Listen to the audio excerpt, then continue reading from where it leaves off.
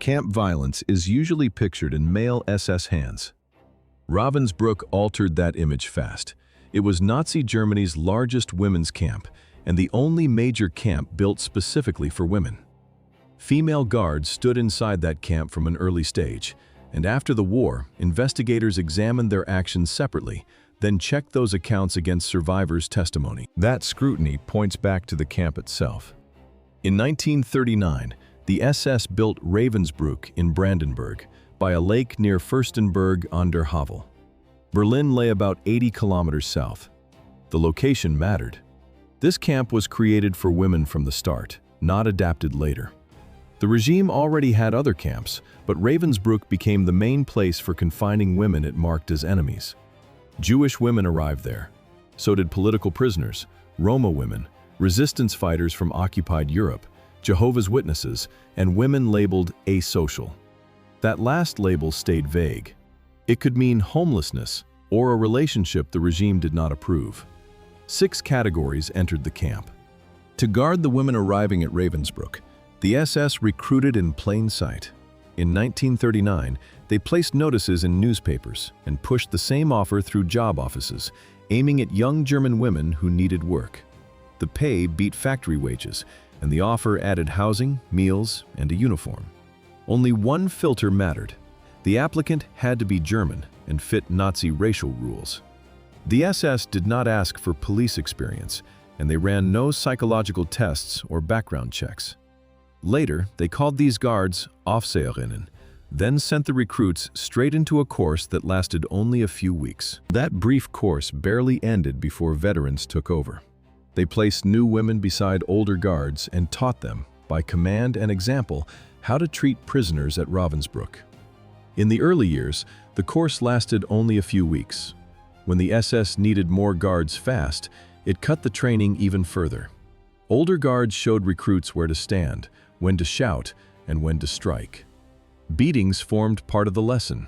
A blow to the body, a cry in the yard, a short order after it. That showed recruits that violence counted as ordinary authority. No one marked it as excess. Women who hesitated met pressure from superiors and from the guards beside them. Those who used force moved up. Prisoners who resisted took punishment, and the others watched. That pattern did not stay inside one camp. About 3,500 women served as guards during the war, and most began at Ravensbrück before transfer to other camps and sub-camps across occupied Europe.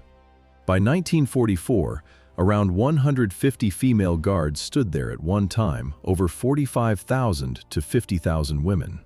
The numbers tell enough. After the war, survivors from different countries described several guards in almost identical terms, although they had never spoken to one another. Those matching testimonies pointed to specific women, and one of them was Dorothea Binz.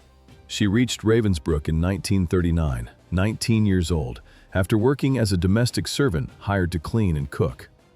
Ravensbrück stood near Fürstenberg an der Havel and had become the largest women's camp in Nazi Germany. Within a year, Binz applied for guard duty. Then she rose.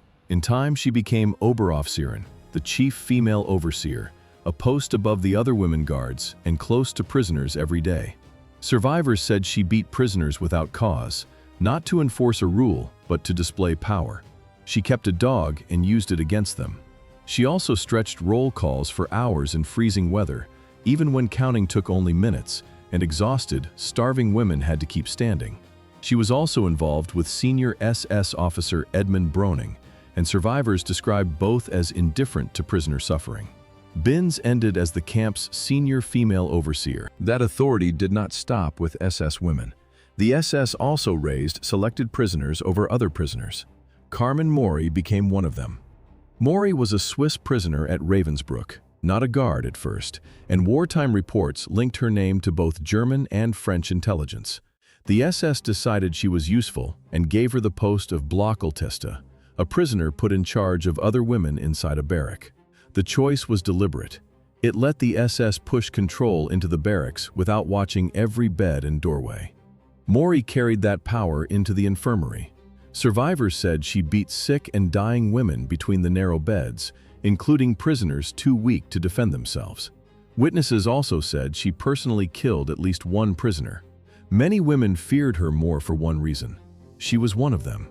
In the infirmary, prisoners with camp authority beat women from their own ranks. That same ward was meant to heal, yet under Vera Salvacourt, it drew suspicion instead.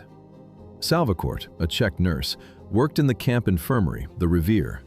Officially, the Revier existed to help sick prisoners recover, but the SS sent their women too weak for labor. Witnesses said she mixed a white powder into patients' food without explanation. Many who ate it died soon after. Salvacourt later called it a harmless supplement, yet the pattern kept returning. After those meals, the ward held new deaths and silence. The quiet killings in the ward soon widened into open selection. By the end of 1944, Germany was retreating, and Ravensbrück was already building a gas chamber beside the crematorium. The military collapse was plain. After Kursk, the Red Army had pushed west, retaken Soviet ground, and entered Poland. In June 1944, Allied troops landed in Normandy and moved across France. Inside Ravensbrück, that pressure turned into speed. The SS no longer relied only on hidden deaths in the infirmary. They built a chamber near the crematorium, smaller and more improvised than Auschwitz-Birkenau, but enough for the final months. Women were lined up in the cold while guards passed down the rows. They spoke of transfer. They named a recovery center called Mitverda. It did not exist. Those chosen went to the chamber, then to the crematorium. Between January and April 1945, historians placed the number killed there between 5,000 and 6,000 women. Binns took part in the selections herself. Sometimes guards picked women for visible illness. Sometimes the choice looked almost random after a guard took offense or after a prisoner stood in the wrong place. By then, the barracks were already packed with new prisoners. Those arrivals did not stop. By the spring of 1945, columns of women from camps farther east were reaching Ravensbrück on foot as Soviet troops neared Auschwitz. The SS had pushed them west through winter roads that survivors later called death marches, and thousands died from hunger, cold, and shootings before the camp gates even appeared. The women who lived through that trek filled Ravensbrück past its limit. Disease moved fast through the barracks, and the food ration shrank again. Then the camp emptied. In April 1945, with Soviet soldiers only days away, the SS forced most of the remaining prisoners onto another march to the west and shot women who could not keep pace. On April 30th, the same day Hitler died in his Berlin bunker, Soviet troops entered a camp that now looked almost abandoned. 8 days later, the war in Europe ended.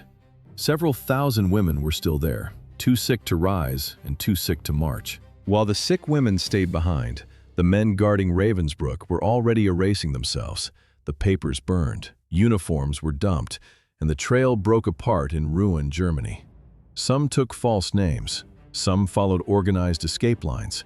Others got help from people linked to the Catholic Church, who moved Nazi figures to South America through routes later called rat lines. Many simply went home and waited for a knock.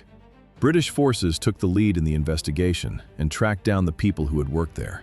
They also knew why Ravensbrück mattered. Many prisoners were British and Western European women, especially French and Dutch resistance fighters arrested and deported by the Germans.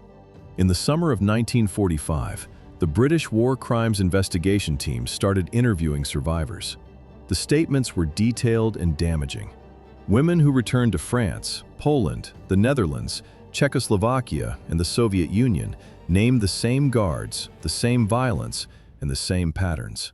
They had no way to coordinate, yet the details matched in specific, verifiable ways. That precision gave investigators something they could use.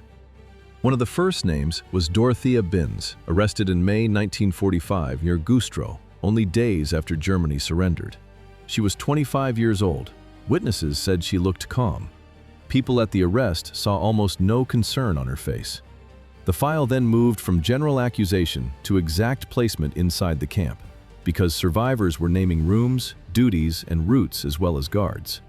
Carmen Mori surfaced in Switzerland and was handed over to British authorities. Her intelligence background complicated the case, but it did not change the evidence tied to what she did in Ravensbrück. Vera Salvacourt was captured in Germany and several survivors recognized her from the medical block, with descriptions that closely matched one another. The women remembered faces, wards, and episodes in enough detail to fix Salvaquart's name in the case. Those matched descriptions now carried legal force. By late 1946, British investigators said they had enough evidence to prosecute. On December 5th, in Hamburg, 16 defendants stood before a British military tribunal. The file had become a courtroom case. This first Ravensbrück trial belonged to the wider British effort to prosecute crimes against Allied civilians. Ravensbrück had held large numbers of French, Dutch, Polish, Soviet, and British women. Many had been seized for resistance work under German occupation. Their separate testimonies now converged on the same names. Binz, Mori, and Salvaquart were among the accused. So were other guards, SS officers, and men from the camp leadership. The most important male defendant was Fritz Suren. He had commanded Ravensbrück from 1942. At the end of the war, he fled and tried to surrender to American forces. Later, authorities handed him over, and the former commandant entered the British proceedings. Once the transfers were complete, the detainees moved from custody into formal proceedings.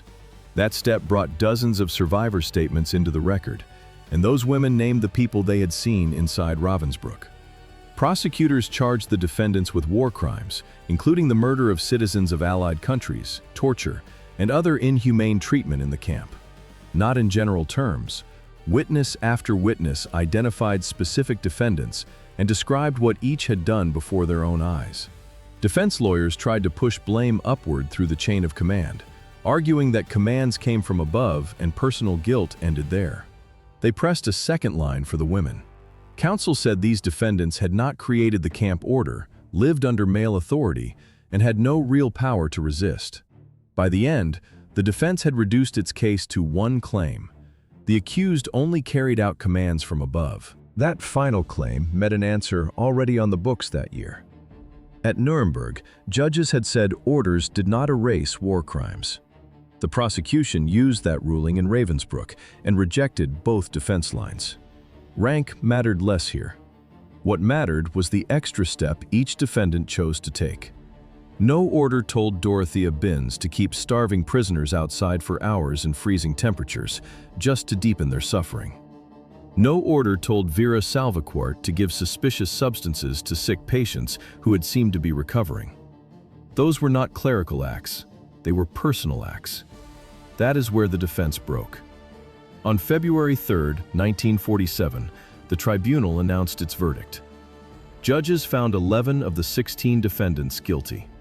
3 names stood out. Binz, Carmen Mori, and Salvaquart received death sentences, while the others drew long prison terms. The court tied punishment to what the evidence showed inside the camp. Loyster had finished arguing, and after that, the case passed to guards, officials, and prison doors. On May 2, 1947, the process reached Hameln Prison in northern Germany, the prison the British used to carry out death sentences on convicted war criminals after the war. Dorothea Binz was 27 when they hanged her there. Staff members and officials who saw her during those last days described her as calm and almost unrepentant, and she still called her actions service to her country.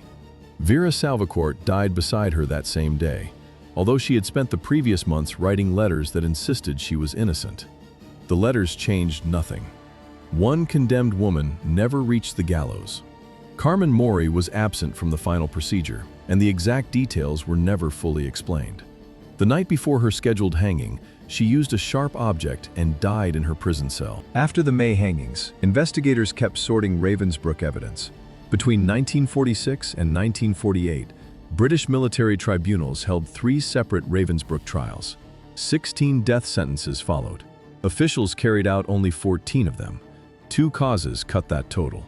Mori died before execution, and a later appeal reduced 1 sentence. Officials removed Fritz Suren from the first trial for separate proceedings, and a French military tribunal later tried him. Other defendants drew prison terms, from a few years to life.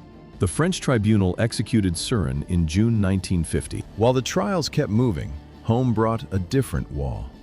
Tens of thousands survived Ravensbrück and the death marches of 1945, then returned to places that had no language for what they heard. The first words often stalled, eyes turned away. France honored resistance and liberation after the war. That memory was true, but it left little room for women who came back starved, frozen, and beaten after years inside a camp. Their stories did not fit. In Poland and the Soviet Union, governments screened wartime memory and decided which suffering counted in public.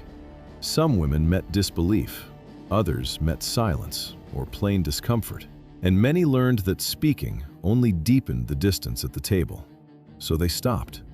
Some survivors said nothing about Ravensbrück for 20 or 30 years. Years later, a few Polish prisoners forced that silence open. A small group of survivors from Ravensbrück would enter the history of medical ethics. SS doctors had used them in surgical experiments meant to copy battlefield wounds and infection. The women later called themselves the rabbits. The name was bitter. The doctors cut into their legs, infected the wounds with bacteria, and then tested treatments on them. They were never told what was happening. They had no choice in any step. Staff gave almost no proper care after the operations. Several of them carried that evidence to the doctors' trial in Nuremberg in 1946 and 1947. There, prosecutors charged 20 SS doctors with medical crimes committed across Nazi camps. Their private injuries became courtroom testimony. That testimony helped shape the Nuremberg Code, which required voluntary consent from patients and research subjects. After the trials, another witness fixed Ravensbrück on paper. Germaine Tillion had a researcher's habits before the camp took her. The resistance got her arrested. In 1943, the Germans deported her to Ravensbrück. Before the war, she trained as an ethnographer, and inside the camp she watched, compared, and memorized faces and scenes. After liberation, she wrote one of the earliest and fullest accounts of Ravensbrück. It mattered early. Her text held the record steady, while doubt and Holocaust denial were already appearing, and France later knew her as a major intellectual figure. In 2008, Tillion died at 100. Paper held the record. The site holds it too. In Fürstenberg-Havel, in northeastern Germany, Ravensbrück is now the Mahn- und Gedenkstätte Ravensbrück, a memorial and museum that preserves archives, runs educational programs, and receives visitors from around the world. The files remain. People still arrive. But the place does not explain itself at first glance, because most barracks are gone, and the old camp noise has vanished. The ground keeps more. No single document or trial record can replace the silence on these grounds, where the barracks are mostly gone and the noise is gone.